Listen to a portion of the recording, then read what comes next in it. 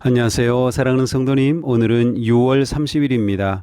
너는 내게 부르짖으라. 오늘 말씀은 예레미야 33장 3절입니다. 너는 내게 부르짖으라.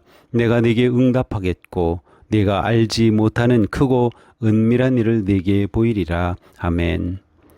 오늘 말씀은 예루살렘이 바빌론 군대에 포위된 상황에서 주신 말씀입니다. 국가의 파멸이 초읽기에 들어갔고 예레미야는 시위대 뜰에 갇혀 완벽하게 격리된 절망의 상황에서 하나님의 말씀이 임한 것입니다. 하나님은 사방이 벽으로 막힌 상황에서 부르짖으라 라고 하십니다. 이는 생존을 위해 부르짖는 격렬한 비명소리입니다. 하나님은 이렇게 소리 높여 울부짖을 때 응답하시겠다는 것입니다. 그 응답은 크고 은밀한 일을 보여주시는 것입니다.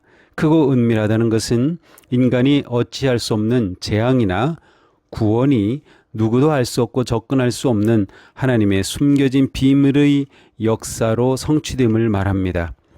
디트리 본회포 목사는 나치 정권에서 태겔 수용소의 차가운 독방에 갇혀 있었지만 사방의 감옥의 벽이 그의 믿음을 가둘 수 없음을 증명하였습니다. 하나님의 사람이 갇힌 곳에서 하늘을 향해 부르짖을 때 그 골방은 하나님이 함께 하시는 계시의 성소가 됩니다. 환경의 제한은 결코 믿음의 제한이 될 수 없으며 도리어 가장 깊은 기도의 자리가 됩니다. 하나님은 예레미야를 통해 절망과 위기 속에서도 하나님의 계획은 은밀하게 진행되고 있으며 이 은밀한 일은 부르짖는 성도의 기도에 대한 응답이 됨을 보여주십니다. 기도는 자신의 힘과 지략으로 뚫을 수 없는 일을 하나님의 지혜와 능력으로 이루어내는 길을 위한 영적인 모험입니다. 부르짖으라 라는 말씀은 자신의 힘으로 상황을 이기고 통제하려던 모든 교만과 방식을 내려놓고 파산 상태에서 오직 주님의 주권과 능력만을 바라는 거룩한 무력함의 비명입니다. 우리가 인위적인 행동과 시도를 멈추고 부르짖을 때 비로소 하나님이 주어가 되시는 새 창조의 역사가 이루어집니다. 또한 사방의 장벽에 갇힌 예레미야에게 너는 내게 부르짖으라 라고 하신 음성은 하나님은 멀리서 보고만 계신 분이 아니라 간절함과 애타는 기도에 응답하시는 친밀한 아버지이심을 보여줍니다. 1995년 12월 미 항공우주국의 과학자들은 허블 우주망원경의 렌즈를 아주 독특한 우주의 한 영역으로 고정시켰습니다. 그들이 선택한 곳은 북두칠성 근처에 인간의 눈이나 일반 망원경으로는 그 어떤 별빛도 관측되지 않는 완벽하게 텅 비어있는 칠흑 같은 암흑지대였습니다. 연구원들은 망원경의 조리개를 완전히 열어둔 채 무려 열흘 동안 그 암흑의 심연을 향해 빛을 모으는 장시간 노출을 지속했습니다.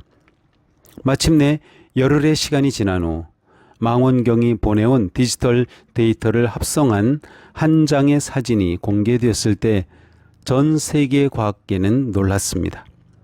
인류 역사상 가장 위대한 천체 사진으로 기록된 허블 딥필드의 탄생이었습니다.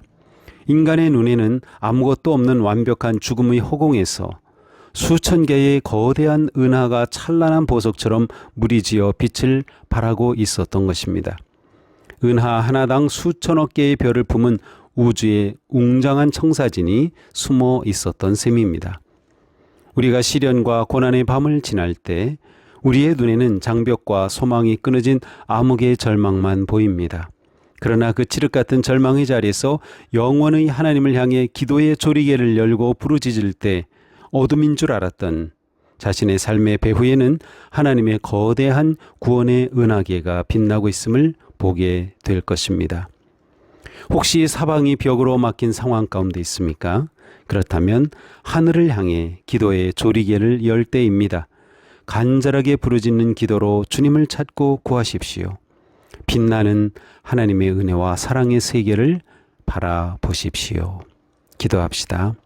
언제나 일하시는 하나님, 인생의 차갑고 어두운 아픔과 고통과 절망 중에도 빛나는 새 창조의 문을 여시고 이루어 주시는 주님만 의지하며 부르짖는 기도의 사람이 되게 하옵소서. 예수 그리스도님의 이름으로 기도합니다. 아멘. 네, 오늘도 부르짖는 심정으로 주님을 구하고 또 하나님의 놀라운 응답과 빛나는 은혜의 길이 열려지기를 축복합니다. 사랑합니다.